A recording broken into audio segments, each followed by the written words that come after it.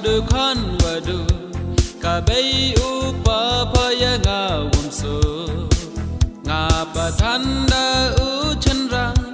da tip hi pha nga u waklang na du man tu ya nga ham yo loti nga u tho na a chawi na du man tu ya nga ham yo loti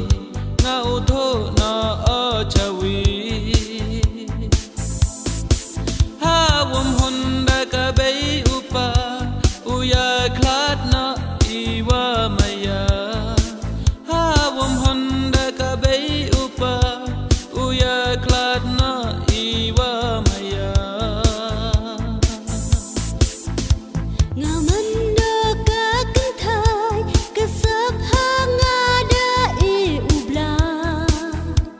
nga ka wuchi buchi bar kwa o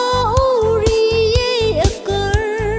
umpa berkat adu ha chitan ye nga me de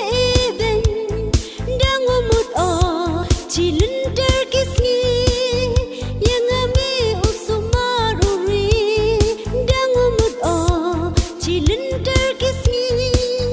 ye nga me usumaruri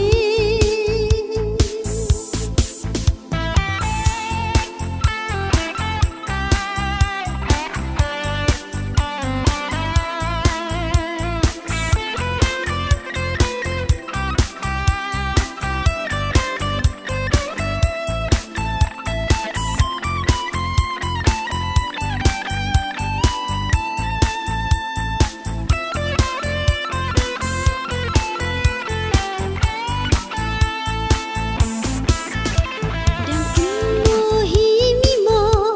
ye kan tin aku lar mi nga ke din ko bang mi thom ki tang wa yo mi em lang wa nga ye me ya wa thok wa chukur du kam tu de ha bitlor hey chikim yo yo could hey kam cha yim pho hey chin yo yo could hey kam cha yim pho o le akaman wa maya ki wa hayung ha sam phaya nga wumso seba hi e itu ikular katwa man ada u khan wa du ekik ti pho ya ku blei khadu katu ham kan mo de ya nga em pha u yo pho do wa da pwa biang de wa hun lang ki wa he yong pha em pha u yo pho do wa da wa biang de wa hun lang ki wa he yong pha ha wum hon da ka bei upa u ya klat i hajrang i maya ha wum hon da ka bei upa u ya klat na i wa maya u ya klat na i wa maya